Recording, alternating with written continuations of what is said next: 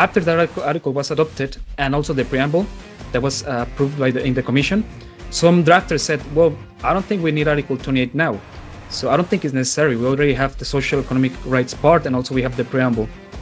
And this is where actually Delegate Malik from Lebanon says that, well, we have to have these rights still, because we need to recognize both the social international order and also the right to humankind to have the UN. If you probably wanted too much too quickly, but there may be, if you go down the route of looking at the possibility of an international court, and of course there's been much written about that over the years, a good starting point would be Lauterpacht's writing from 1945 in the International Bill of Rights of Man, and then International Law and Human Rights of 1950. But of course the discussion has moved very far on since then.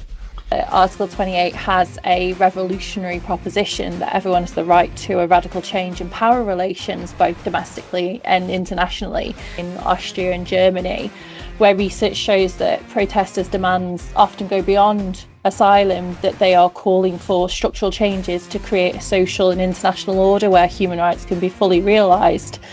So Saunders, through their research, argues that these demands could be understood as Article 28 rights claims. So this would reframe migration not as a humanitarian issue, but also as an unresolved question of justice. And how do you interpret Article 28 with the preamble? Because both they speak of social order. Do you think they are conceptually aligned? How would you respond to a decolonial critique of her work, being that this is very much, and you mentioned trail, but the international order is very much, the global north. It's still, there's still this underpinning of colonialism. So how would you approach that?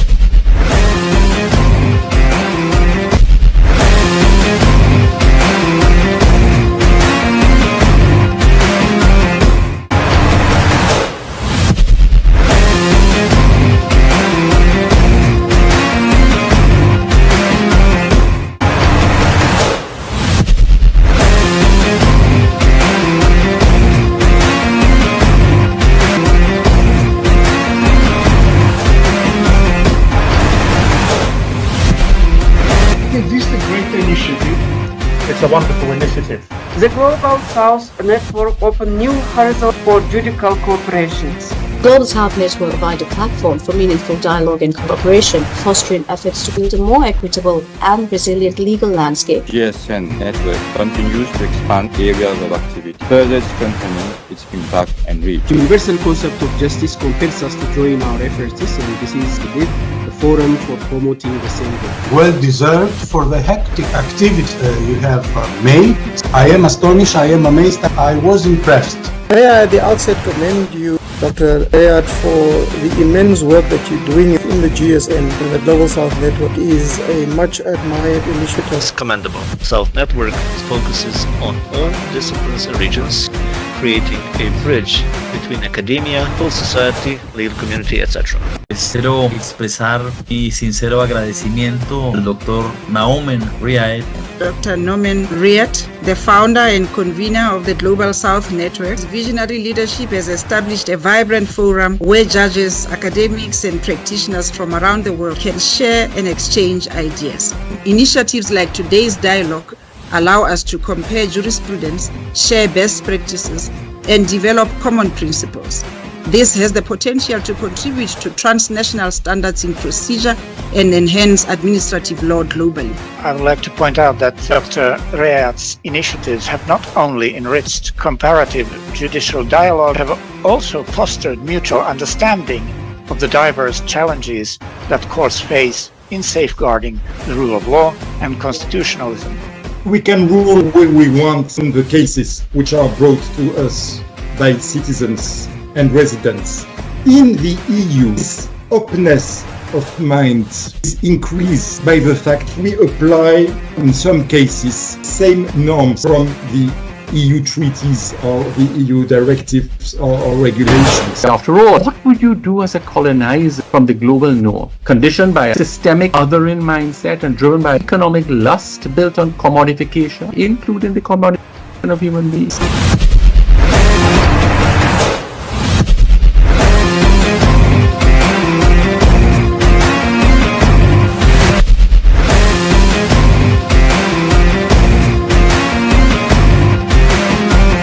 Very much indeed, Norman. It's a real pleasure to be with you all this afternoon. Good afternoon to you.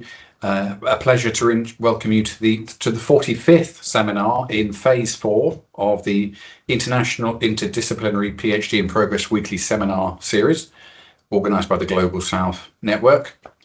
I'd like to thank Dr. Norman Rayat, lecturer in law at the Leicester Law School and founder, chief convener of the Global South Network, for his endless efforts in organising and leading this inspiring weekly series that continues to bring together scholars and practitioners from across the regions. And as I say, we're on the 45 seminar in phase 4. My name is Ed Bates, Dr. Ed Bates. I'm an academic at Leicester Law School also, like Norman. My interests lie in the work of the European Court of Human Rights and European human rights law, and you can find my details or some of my recent publications on my Leicester Law School webpage.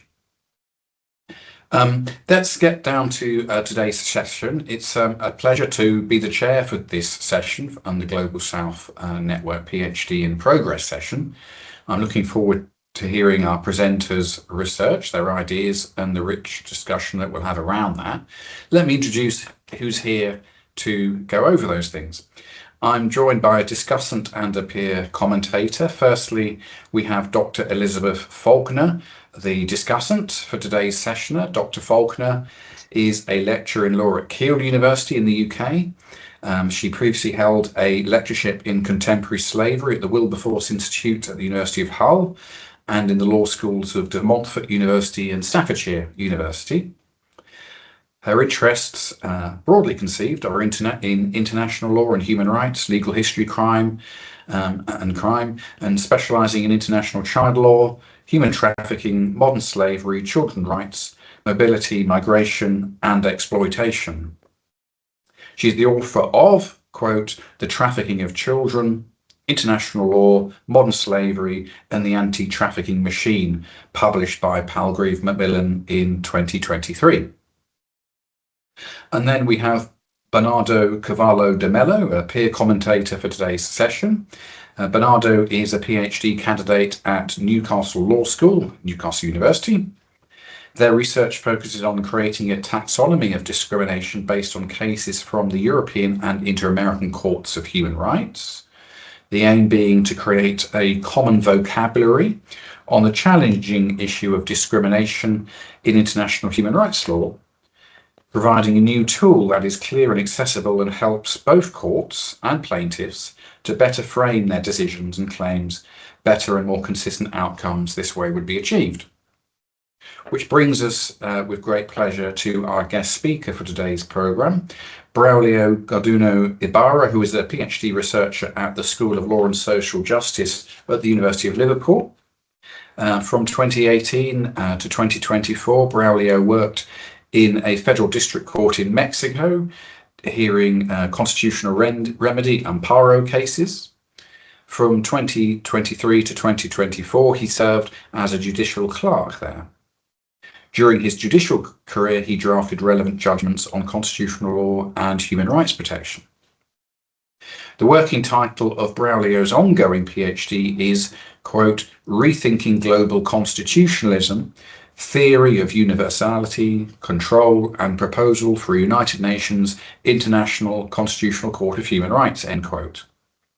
His research interests are comparative constitutional law, global constitutionalism, international human rights law, and the right to an effective remedy, and the judicial protection of human rights. So Braulio will present part of their PhD project, I should say, under the title, Defining the Dimensions of Social and International Order in Article 28 of the Universal Declaration of Human Rights. I gather you'll speak for around 30 minutes or so, Braulio, and then we'll have 5 to 10 minutes of comments from our discussants. And hopefully we'll have time at the end of that to open the floor for Q&A for 15 or so minutes. So Braulio, we're delighted to be hearing from you today, and we know you have some slides and we're looking forward to seeing those, but most importantly, we're mostly looking forward to hearing from you. So I will put myself on mute and hand the screen over to you, and you'll unmute yourself, of course. Thanks, Braulio. Thank you so much for the presentation, and thanks so much for the opportunity to present my findings and my PhD research. In general, my PhD research, it's been narrowing to the right to a social international order. And in this, I will present you some findings of my second chapter that is specifically related to the defining the dimensions of the social international order in Article 28. Just to give a brief context, Article 28 of the Universal Declaration establishes the right to everyone to have a social international order in which human rights can be fully realized. So a brief context of my research is the idea behind my research is try to develop a theoretical and a legal model of what this right entails and what is the right, what is the nature and the scope of this right, since this right has been overlooked by the literature and by the jurisprudence. There is little develops on what is this right, and some scholars have said that this is not a right, this is a moral aspiration. So the aim of this research is to fundamentally to answer two questions, which is what is the social order, the concept of social international order in Article 28, and what is nature and scope of Article 28. And to that matter, I'm relying on a legal interpretation, legal hermeneutics, but also I will utilize a multidisciplinary theoretical approach. So this is the context of my research, but specifically I will present to you some findings in my chapter 2, as I mentioned, to present a concept or what is the delimitation of social international order, because there is no clear concept of what is each dimension implies, nor in the literature and neither in the jurisprudence. So in the first part I will review the preparatory works of the declaration, specifically in regards to Article 28, to lay down the basis on which we can develop this concept of social international order.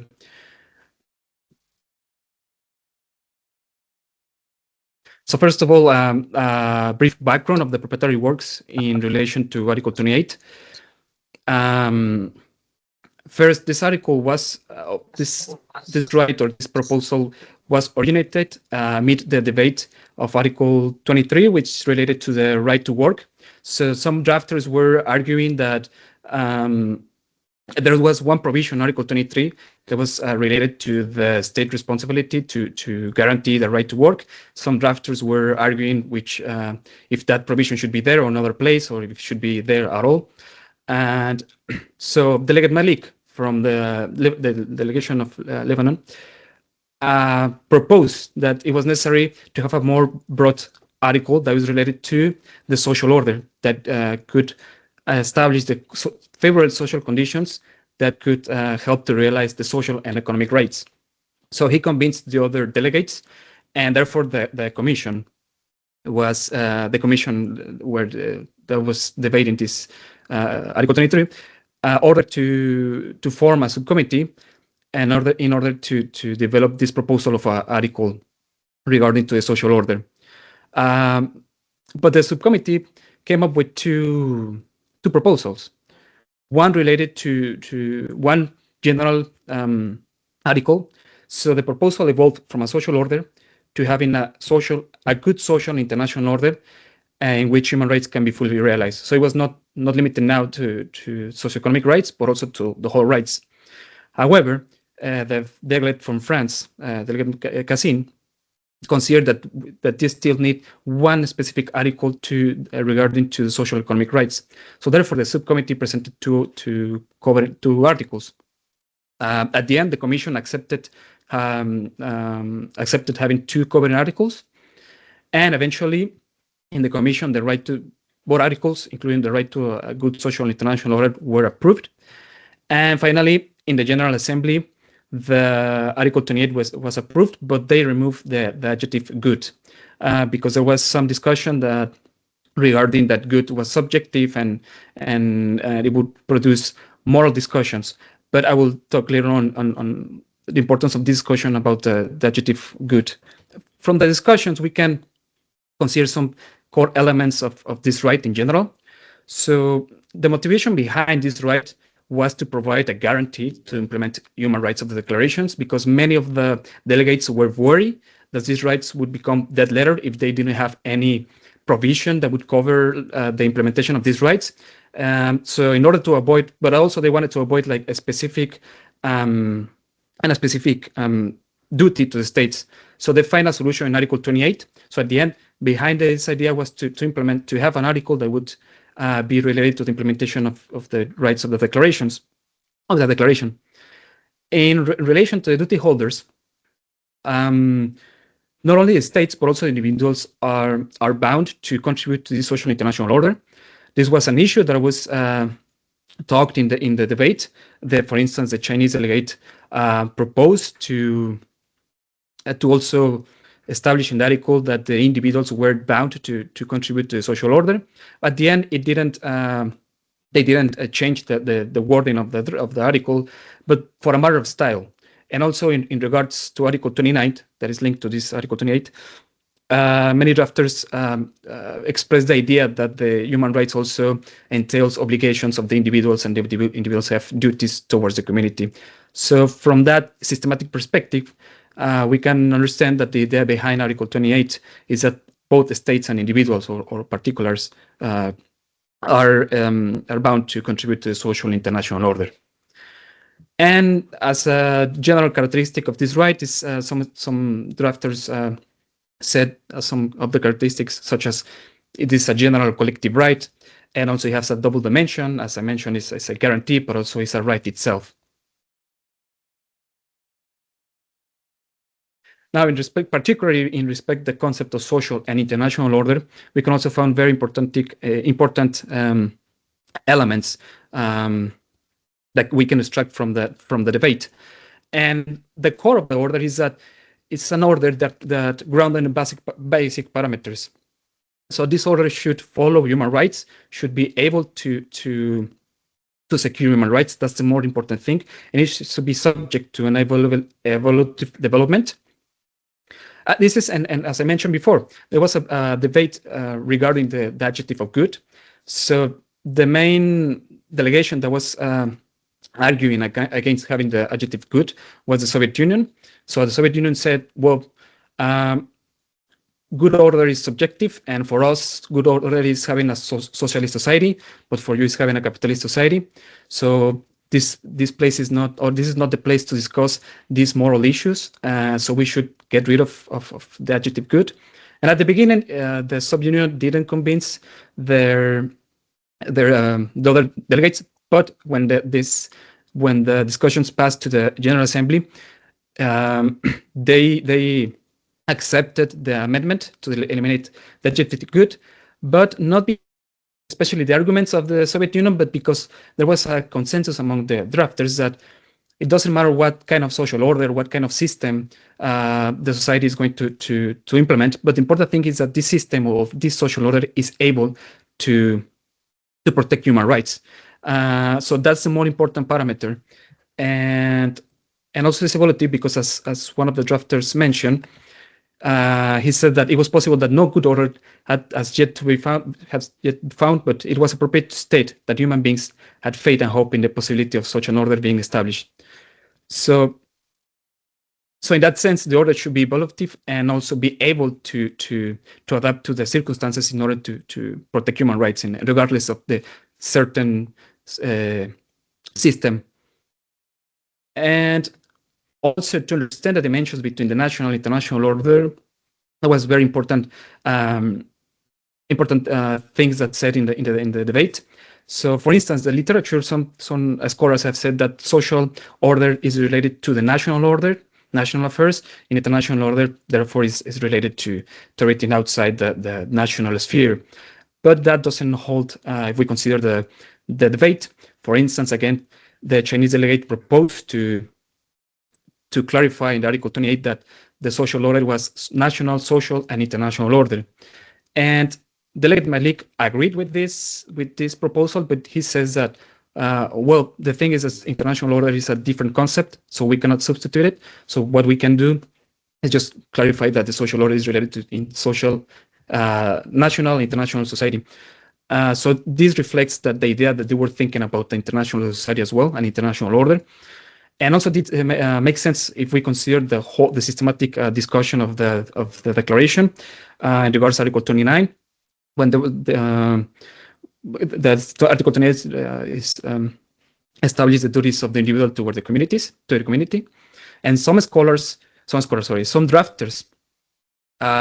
were saying that the community that was referred in Article 28 is linked to not only to a national society, but now to international society. The human being is also part of an international society or a universal society. So if we take into consideration all these elements, then we can understand that social order is related to both national and international society.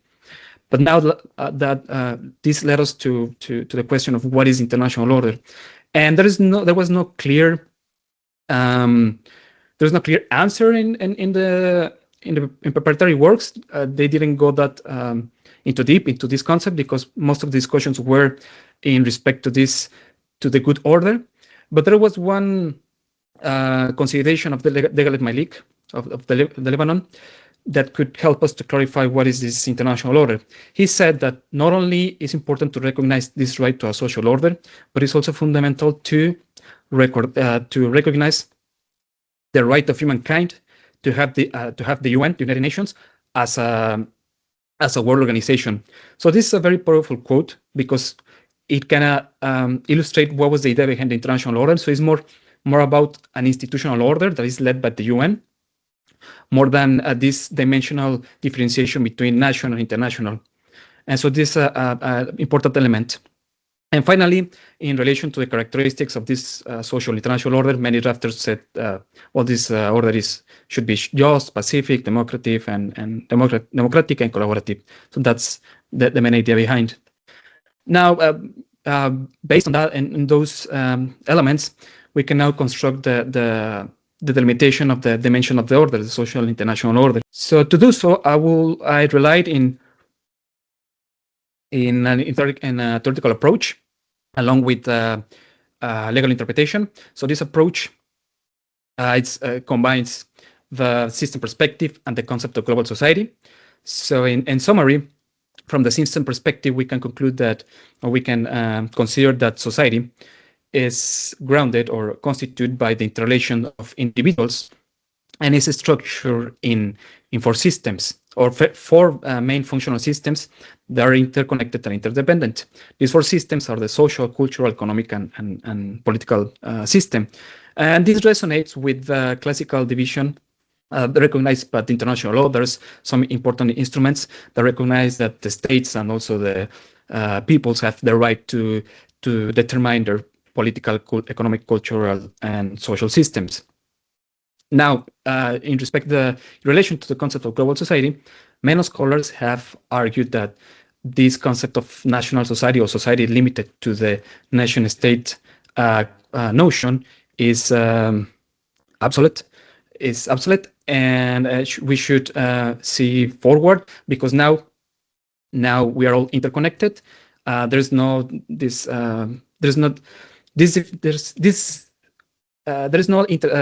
artificial division of these national societies, because now all the humans are interdependent and interconnected. So in that sense, we are not talking about that there is a global society. In that sense, many scholars have agreed upon that global society is the highest order. So it is the highest social environment or the highest social system, and all the rest of the segments of society derives from that global society. So therefore, for instance, there is a national society, there is a regional society, a local society, but all of them derive from this global society. So if we put together these two perspectives, then we can conclude that there is four main functional systems that of the global society, and is the global society encompasses all the social relations. Therefore, all the global systems also encompasses all within their systems that is based in the function. For instance, the global economic system would encompass the international, regional, national system, and so on. There's a perspective. Taking in consideration that framework, based on that framework, I elaborate on this division of social and international order. So one first note is to clarify. If we take into consideration this concept of global society as a all-encompass concept, then we could argue that, well, then social order would mean all the systems, all the social relations, including international order. So therefore, there would make no sense to have this division of international and social order. However, we can overcome this limitation if we distinguish between social order of the global society as a broad concept and social order as a subdivision of the global society from a strict sense. So in that sense, the global society order encompasses everything. International social order, in social order in a strict sense, is limited to certain aspects of the social life, so certain systems. And together with international order, both integrate this global social order. And also, it's important just to make a clarification. The concept of social order, even though it could be very kind of be abstract or broad, scholars have found a consensus in relation that social order is related to how society is organized, how society is cohesive, and how relations can be predictable, and how this can produce peace and justice and so on. Okay, so based on that, I delimited the two dimensions, and first to delimitate the social order in a strict sense, I conclude that is related to the economic, social, and cultural systems or aspects of a social life. And to conclude this, is very important to take into consideration that the origin of this right, it was related to the social order, and also the social order was related to the aim to guarantee the social economic rights. So an important aspect of this mention are the social, economic, and cultural rights, especially because these rights are generally aimed to create the conditions so that and to empower the human being, so the human being can have a well-being or have a good life under good conditions, and also have the freedom, the capabilities to flourish. And linking these social economic rights with this notion, we can link social economic rights and cultural rights with the development, especially social development and sustainable development. Although development is a broad concept that integrates also the political aspects of life, especially the international instruments regarding the social development and the sustainable development are quite focused in the economic and social and environmental side of the social life. So in that sense, linking these to the rights and development, we can understand now what was in the mind of the drafters when they say, well, we need a social order that creates favorable social conditions. So reading this notion in current terms, that would mean that favorable social conditions would mean to have sustainable economic, social, and cultural development, because these are means to create good conditions for the realization of human rights. So taking into consideration all this logic, then the social order in a strict sense would be related to the economic and social and cultural systems and all these aspects of social life. Now then, that would lead us to say, well, then international order is a political system. It's not about a spatial dimension, but more about the substantive dimension. So that would mean that international law is related to political system, and I'm not talking about political system in this very narrow, very limited conception of political agents or politics, international relations, but I'm talking about for a more broad sense of the political system that is integrated by all the institutions, governments, network, processes, norms that regulates human life. And this has a lot of sense if we consider that the idea behind of the international order that was to have an institutional order led by the UN.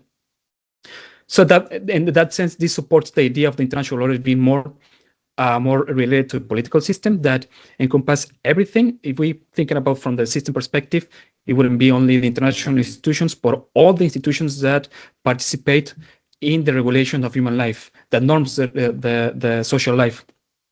And this could be supported not only by the perspective of the system perspective, but also if we consider theoretical approaches like global governance and global constitutionalism, which states that there is a constitutional order internationally. Some scholars argue that, and this also can be traced back to Kelsen with his theory of unity of the law, and also with some consideration of the UN expert of international law that says that there is the UN Charter, if the Constitution can be considered a constitution, and the human rights treaties can be considered also a constitutional framework. Although I'm going to work this more in deep in a different chapter, the main idea is that one, that the political system, international order is related to this political system, and there is an unity of the system. So all the norms, all governance are part of this system, and not in a hierarchical way, but more like divided by functions and competencies. And just to a final remark, so one important principle of the society and the systems that everything is interconnected and interdependent. So in that sense, also the dimensions of the orders are connected, are interdependent. So they are not like isolated aspects, but both interact with each other. The social life occurs within both dimensions, and at the end, both have to collaborate in order to promote the conditions that are favorable to the realization of human rights. And I think that would be all. So and thank you for your time. Thanks so much. Indeed, thank you very much, Braulio. Then that'll give me the opportunity to introduce Dr. Elizabeth Faulkner. A reminder, she's a lecturer in law at Keele University, and we heard her details read out earlier. Elizabeth, would you be able to take the floor and pick up on... Hi, Elizabeth, thank you. I'll hand over to you, Elizabeth, thank you. Okay. Grand, thank you. I just wanted to start by saying that I thought you were very articulate in the way that you presented the work. So thank you for sharing the work, and to the panel for the opportunity to act as discussant today. So your abstract poses two important questions. Now, what does the concept of social and international order mean in Article 28? And what is the nature and scope of the right to a social and international order? So I'd like to start by saying that the submitted abstract demonstrates a strong originality by addressing what you identify as an overlooked provision, namely Article 28 of the UDHR. So it's often recognised, not as often as we perhaps like, one of the most forward-looking, least studied articles or neglected articles. So you clearly identify a gap in the literature, and you frame your compelling research questions on the meaning and scope of social and international order. So I like the interdisciplinary approach and the use of legal hermeneutics in this context, and your normative ambition, which comes through to argue that the right is enforceable rather than aspirational. So as Marx said, not Karl Marx, 2007, noted that Article 28 has a revolutionary proposition that everyone has the right to a radical change in power relations, both domestically and internationally. And your research directly engages with this challenge. So just some comments on the abstract, if that's okay, before I mention some comments on the presentation. is that to strengthen the abstract, what I'd look at is the clarity by tightening some of the longer sentences. I'd consider the structure, putting the abstract into clearer sections such as the context, the gap, the research questions, methodology, and the contribution. Some of the things that would be really helpful would be adding keywords and a short statement on why this research matters now, for example, in light of global challenges or global governance challenges and inequalities. And also just include a sentence on the practical implications. So how would this normative proposal influence international law or development frameworks? So your presentation, there was a deep engagement with the preparatory walks, and you situated Article 28 within its historical and theoretical context. Now, I particularly value your emphasis on the interconnectedness of the rights and the idea that a just and social international order is essential for their realisation, which aligns with POG's observation that human rights are claims on the institutional order of any comprehensive social system. So the system's perspective in global constitutionalism framework's ambitious, and I think it's quite innovative as well. And the diagrams really help to convey complex ideas really clearly. So I did really enjoy the diagrams. So well done with those. One thing that I think could perhaps be strengthened or incorporated more is real world examples. So for me, one of the things that springs to mind immediately with Article 28 is the application of the article to forced migration and refugee protests. And I'm thinking of a very specific example in Austria and Germany, where research shows that protesters' demands often go beyond asylum, that they are calling for structural changes to create a social and international order where human rights can be fully realised. So Saunders, through their research, argues that these demands could be understood as Article 28 rights claims. So this would reframe migration not as a humanitarian issue, but also as an unresolved question of justice. And this would reinforce your argument that the right is not merely theoretical, but deeply practical. So from my perspective, what this does is that it frames these demands as claims to social and international order for the realisation of human rights, and it adds that real world relevance and strengthens the argument that the right is not just theoretical, but deeply practical.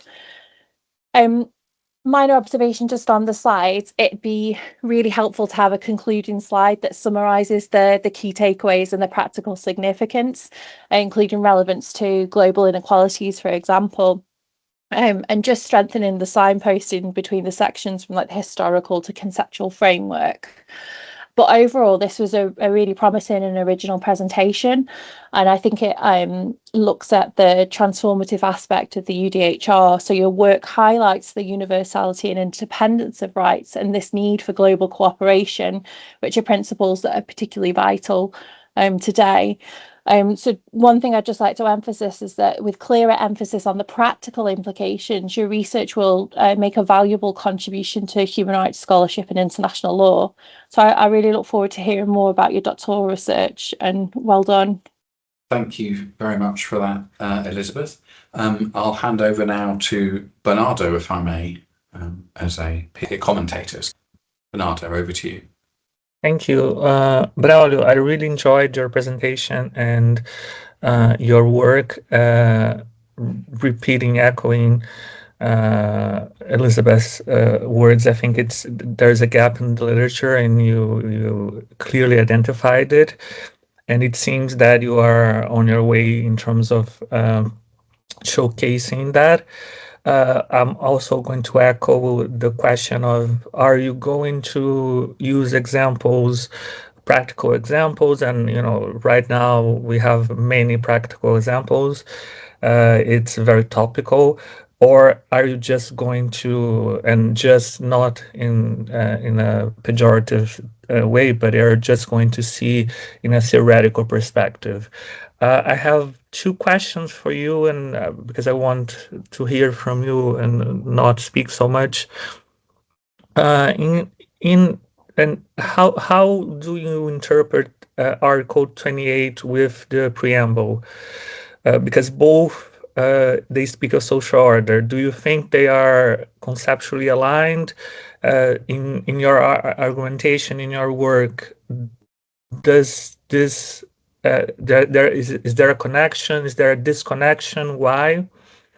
And the other question is, I appreciate, and I think it's something that Elizabeth has also said, the interdisciplinarity of your work is very interesting. I think it's a richness, and it really shows. I'm just in. You didn't mention, are you using Luhmann system theory in terms of legal hermeneutics? Are you using which theoretical framework? So it's Gadamer, is Ricoeur, is Dworkin. So I really wanted to hear more from you to understand your theoretical perspective from what you showed, and it's really interesting. And congratulations, both for the presentation and the abstract. Thank you for that, and thank you, Elizabeth, before you. Braulio, there's a number of points to pick up on there, if you're able to, from both commentators. We'd be really pleased to hear your reaction and thoughts. Thank you. Thank you for your comments, Bernardo and Elizabeth. Thanks so much. I really appreciate all your feedback and comments, and thanks so much.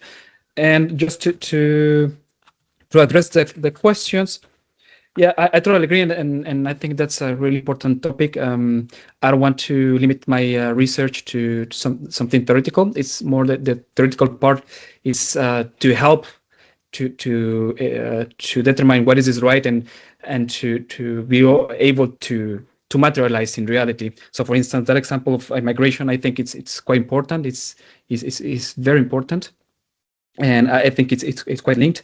And definitely, for instance, this part of the research is very theoretical. But I'm tended when in next sections when I'm actually interpret Article 28, I intend to land it in a more practical way. What would be the implications, the duties, the examples of how this Article 28 would materialize in real life, and also like in a court of law, what would be the things that could be enforceable, and specifically in respect to the question of how to interpret the article is very interesting, because Article 28 was going to be after Article 22, I think it's 22, that is related to social economic rights and international cooperation. After that article was adopted, and also the preamble that was approved in the commission, some drafters said, well, I don't think we need Article 28 now. So I don't think it's necessary. We already have the social economic rights part, and also we have the preamble. And this is where actually Delegate Malik from Lebanon says that, well, we have to have this right still, because we need to recognize both the social international order and also the right to the humankind to have the UN. So I think this the preamble of the Universal Declaration can be interpreted with the Article 28 in a complementary way, in a systematic way, and I think in general, the Article 28 needs to be understood generally with the whole declaration and with the whole international law, especially with the developments that we have, and that's my aim, to interpret Article 28 in the current conditions. And in respect with methodology, for instance, in the systems perspective, I'm combining some perspectives, because there is some debate regarding, for instance, the systemism of Mario Bunge and the system theory of Luhmann, because one is based on, for instance, that there is a world society that is based in communication, but for instance, Bunge says that what constitutes society is interaction between individuals. But I just kind of mix, and I developed more in my chapter, but I interpreted harmonically these two perspectives, in the sense that we have a system, and the society is divided in systems, and also there is one global society, but it's not based upon the communications, but more like based on the relation between individuals, and based on the interconnection and interdependence that all we have. And respect to legal interpretation, I think it's more, I try to implement some interpretation tools the legal interpretation tools, teleological interpretation, historical interpretation, in conformity interpretation. That's my main goal. But also in regards to legal theories, I will try to implement for instance, the global constitutionalism theory, or for instance, I briefly mentioned the theory of Kelsen about the unity of the law. So I would construct more multidisciplinary or multi-approach theoretical and legal framework. And I don't know if I address everything. I think that's. And thank you for the recommendation about the slides, and that I need a conclusion at the end that connect these ideas. And thank you so much for all the recommendations. Thank you. This gives us an opportunity to seek questions from those online. I look for a hand to be raised, or so, an electronic hand, as they say, under the raise hand facility. If I'm not looking, tell me if I'm missing anything. Anyone, please? I'm having a quick look around, but I can ask you whilst you're thinking. Perhaps I can put a question to you, Braulio. So I noticed the title of your thesis, to if it remains the title, Rethinking Global Constitutionalism, Theory of Universality Control, Proposal for a UN International Constitutional Court of Human Rights. Do you see Article 28, as you've just described it, being enforceable before such a court, for example? Where does this go with your thesis? Yes, well, initially that was my the title of my thesis, and my thesis evolved in just concentrating Article 28. But I think that I will still work in a part that is the practical and the constitutional part, the constitutional system. And also, I think I wanted to work in also a proposal of such a court, and I think it would be enforceable, in my opinion, because in Article 28 we can find a constitutional elements. Because if the social international order should be able to guarantee human rights, then that implicitly establishes human rights as of our parameter. And that then human rights are the constitutional parameter.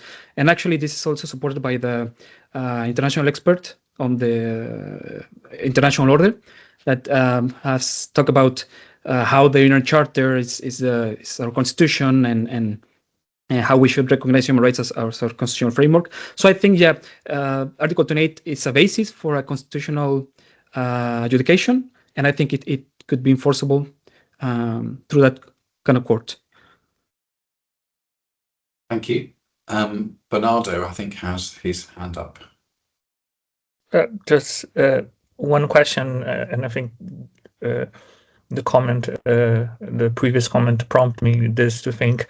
Have you thought about the Inter-American Court of Human Rights system? Just because it's my research, so obviously, and the African and the African system, in terms of aligning or giving the perspective of an implicit recognition of Article 28 through the doctrines of solidarity, community, when we talk about indigenous issues.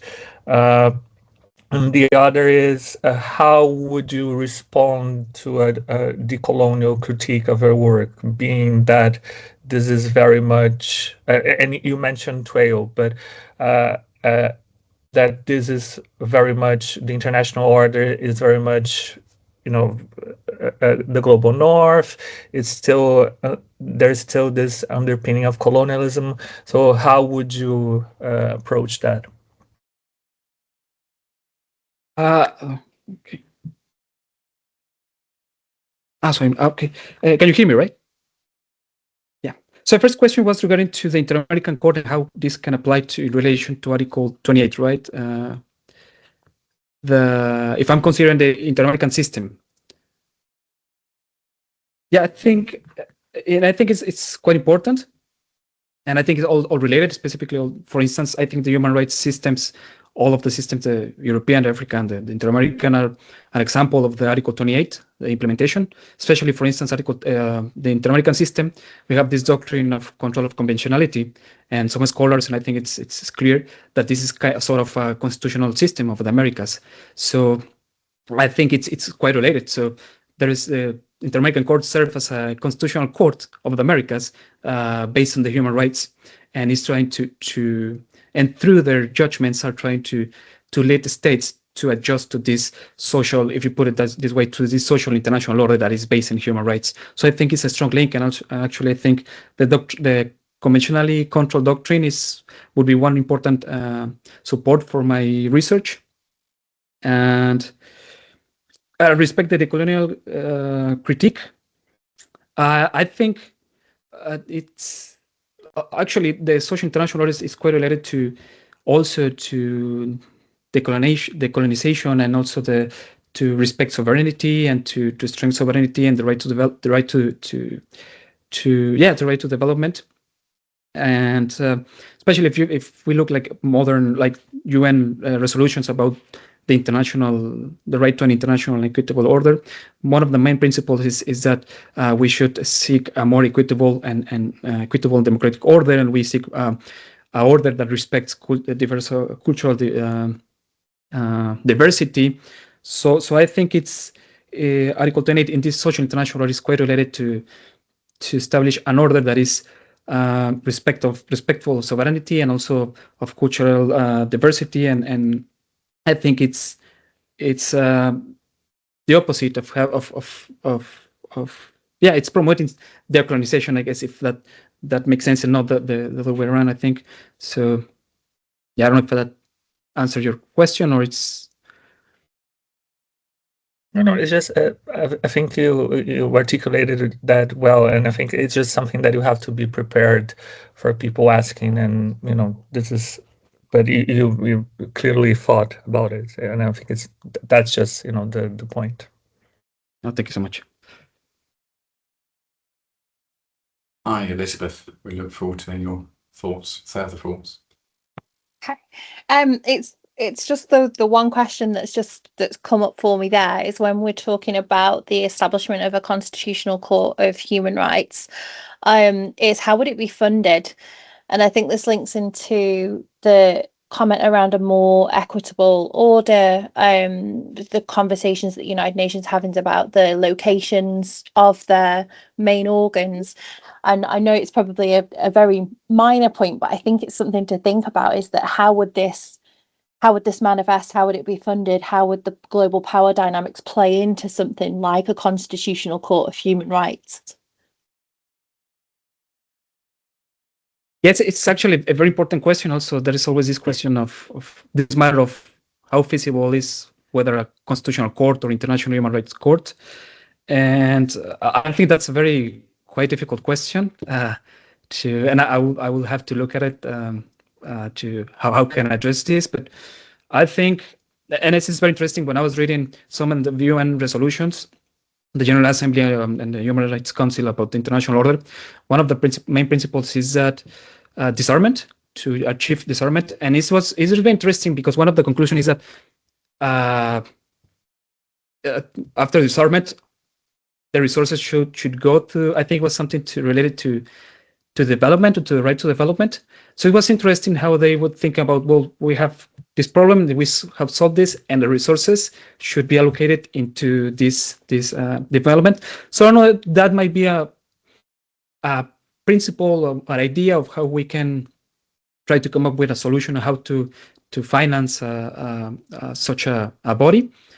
But I think it could be feasible, but I will have to look more into what would be the steps to take into consideration.